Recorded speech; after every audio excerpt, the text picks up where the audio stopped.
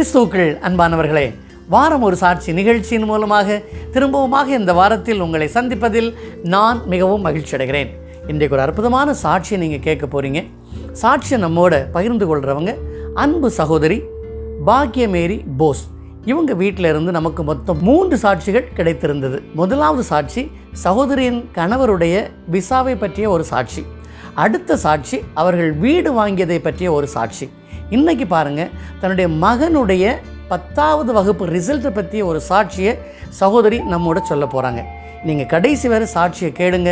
கர்த்தர் உங்களை ஆசீர்வதிப்பார். இன்றைக்கு நம்மோடு சாட்சியை பகிர்ந்து கொள்கிறவர் அன்பு சகோதரி பாக்யமேரி போஸ். இவருடைய கணவரின் பெயர் போஸ் இஸ்ரேல். இவர்களுக்கு 2 ஆண் குழந்தைகள்.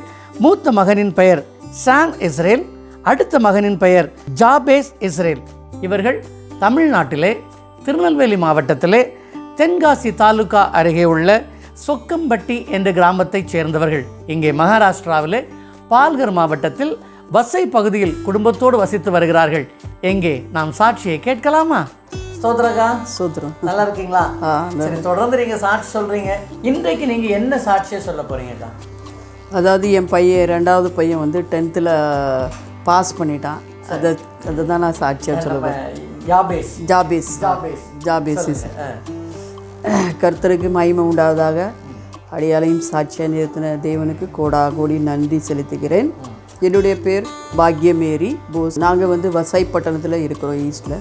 என்னுடைய பையன் ஜாபேஸ், அவன் வந்து ரொம்ப படிப்பில் வந்து வீக்கு. அவன் சொல்லப்போனால் அவனுக்கு வந்து ரீடிங் கூட சரியாக அவனுக்கு வராது. இப்போ அவன் வந்து படித்த ஸ்கூல்லே அவங்க டீச்சர்ஸ்லாம் சொல்லுவாங்க, இவனுக்கு வந்து 10th பாஸ் ஆவானா என்னன்னு எங்களுக்கு சொல்ல முடியாது அப்படின்ட்டு. அப்போ நான் வந்து ஜெர்மனிட்டே இருந்தேன் என் பையனுக்கு. ஏன்னா பேதுருவை வந்து படிக்காதவர் இதுதான், ஆனால் அவரையும் ஆண்டவர் தெரிந்து கொண்டார். அதே போல் என் பையனையும் சாலமோனுக்கு கொடுத்த அந்த ஞானத்தை கொடுத்து அவனை எப்படியாவது இந்த 10th வெற்றி பெற்று பாஸ் ஆகும்படி செய்வார்னு சொல்லி, ஆனாலும் அவருடைய சித்தம் எதுவோ அவனுடைய வாழ்க்கையில் நடக்கட்டும்னு சொல்லி நான் ஜெர்மனிட்டே இருந்தேன். அதே போல் அவன் வந்து கிளாஸஸ்க்கும் நான் சேர்க்கல, அவனை சேர்க்காம தான் அவன் வந்து டியூஷனுக்கு பக்கத்தில் போயிட்டு படிச்சுட்டு இருந்தான். ஆனால் பாஸ் ஆவானா இன்னும் நம்பிக்கை இல்லாமல் தான் இருந்துச்சு.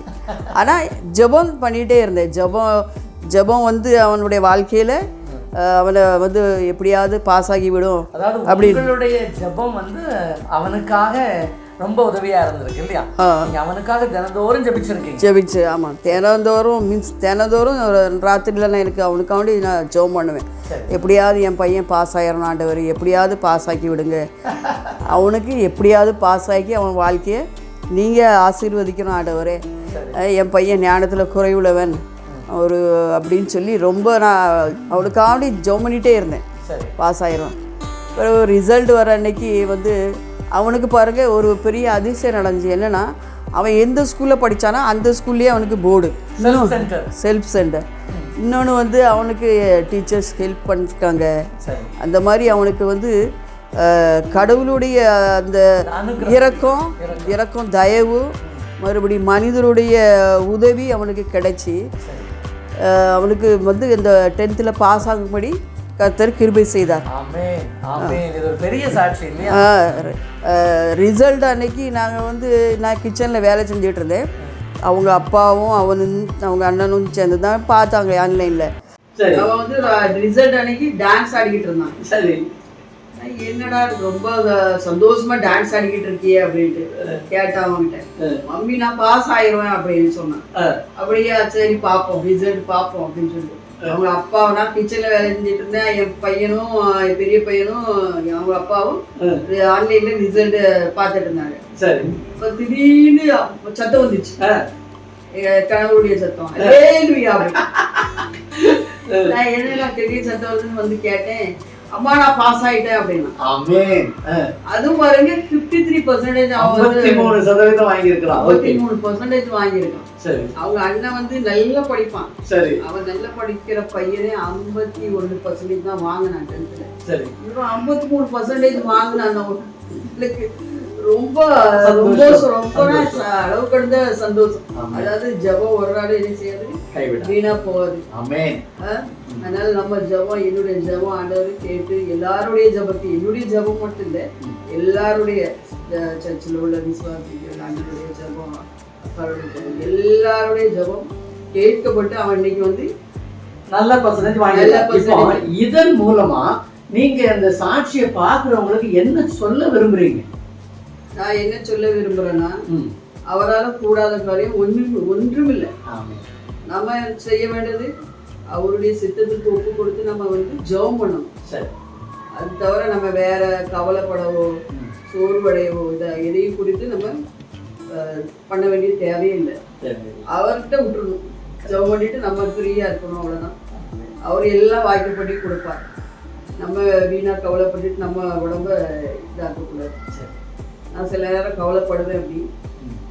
அதனால நான் சொல்றது ஜெபம் பண்ணி, அதாவது ஜெபம் பண்ணிட்டே இருக்க, அவர் நம்மளுக்கு இன்னைக்கு இல்லைன்னா நாளைக்கு அதை அவர் வாய்க்கப்படி கொடுப்பார். நம்பிக்கையே இருக்கணும், நம்பிக்கையாக இருக்கணும். பாருங்க, இப்போ நம்முடைய வாழ்க்கையில வந்து நாம் சாட்சி உள்ளவர்களாக, ஆண்டவருடைய நாமத்தை மகிமைப்படுத்துவர்களாக நாம் என்ன செய்ய வேண்டும்? வாழ வேண்டும். அவருடைய நாமத்தை நாம் மகிமைப்படுத்துகின்ற பொழுது இந்த உலகில் நமக்கு அவர் எல்லா விதமான ஆசீர்வாதங்களையும் தர வல்லவராக இருக்கிறார். நீங்க ஒரு சாட்சியை கொடுத்து பாருங்க, அதுக்கு அடுத்த சாட்சிக்கு உங்களை அவர் ஆயத்தப்படுத்துவார். ஆமேன். நல்ல ஒரு சாட்சியை கேட்டோம் இல்லையா? பாருங்க, சகோதரி தெளிவாக சொல்லியிருக்கிறாங்க. அவருடைய மகன் வந்து படிப்பில் கொஞ்சம் குறைவு, எங்களுக்கும் தெரியும். ஆனால் பாருங்கள், அந்த சகோதரி மகனுடைய படிப்பிற்காக பல முயற்சிகள் எடுத்திருக்காங்க. ஆனாலும் பாருங்கள், கடைசியாக இடைவிடாமல் ஏசப்பா என்னுடைய மகனுக்கு நல்ல ரிசல்ட் கொடுங்கன்னு சொல்லி ஜெபிச்சிருக்காங்க. அதுதான் பெரிய விஷயம். பாருங்கள், ஆண்டவர் சகோதரியின் ஜெபத்தை கேட்கிறார், பெரிய அதிசயத்தை அங்கே செய்கிறார். இன்றைக்கு நாம் நம்முடைய பிள்ளைகளுக்காக ஜெபிக்கின்றோமா? நாம் சற்று சிந்தித்து பார்க்க வேண்டும். இது நாள் வரை நீங்கள் ஜெபிக்கலன்னு சொன்னால், இனிமேல் தினந்தோறும் உங்களது பிள்ளைகளுக்காக முழங்கால் படியிடுங்கள். கர்த்தர் உங்கள் பிள்ளைகளை ஆசீர்வதிப்பார். சகோதரியுடைய நம்பிக்கை யார் மீது இருந்தது? ஆண்டவராகிய இயேசு கிறிஸ்துவின் மேல் இருந்தது. வசனம் சொல்கிறத பார்க்குறீங்களா? அவரை விசுவாசிக்கிறவன் எவனோ அவன் வெட்கப்படுவதில்லை என்று வேதம் சொல்கிறது. பாருங்கள், நம்முடைய கையில் இருக்கிறது உண்மையான ஆண்டவருடைய வார்த்தைகள். இந்த வார்த்தை சொல்கிறத பார்த்தீங்களா? அவரை விசுவாசிக்கிறவன் எவனோ அவன் வெட்கப்படுவதில்லை. அப்போ நம்முடைய விசுவாசம் இன்றைக்கு யார் மீது இருக்கிறது? நாம் சற்று சிந்தித்து பார்க்க வேண்டும். ஆண்டவரை விசுவாசிப்போம், அவரிடத்தில் ஜெபிப்போம், ஆசீர்வாதங்களை பெற்றுக்கொள்வோம். ஆகஸ்ட் 1ஆம் தேதி நீங்கள் யாரும் மறந்துடாதீங்க. கண்டிப்பாக நீங்கள் வாரம் ஒரு சாட்சி அன்னைக்கு பாருங்கள். உங்களுக்காக ஒரு முக்கியமான ப்ரோக்ராம் காத்து கொண்டிருக்கிறது. இன்றைக்கு நம்மோடு சாட்சியை பகிர்ந்து கொண்ட அன்பு சகோதரியையும் அவரது குடும்பத்தையும் பார்த்து கொண்டிருக்கின்ற உங்கள் யாவரையும் தேவன் ஆசீர்வதிக்கும்படியாக ஜெபிக்கிறேன். லேசான காரியம் இயேசுவுக்கு எதுவும் லேசான காரியம். பலனுள்ளவன் பலனற்றவன், பலனுள்ளவன் பலன் இல்லாதவன், யாராயிருந்தாலும் உதவிகள் செய்வது லேசான காரியம். என் இயேசுவுக்கு லேசான காரியம், லேசான காரியம். என் இயேசுவுக்கு லேசான காரியம். திரும்பவுமாக ஆகஸ்ட் மாதம் 1ஆம் தேதி உங்களை சந்திக்கும் வரை கர்த்தர் தாமே உங்களை ஆசீர்வதித்து பாதுகாத்து வழிநடத்துவாராக. ஆமேன்.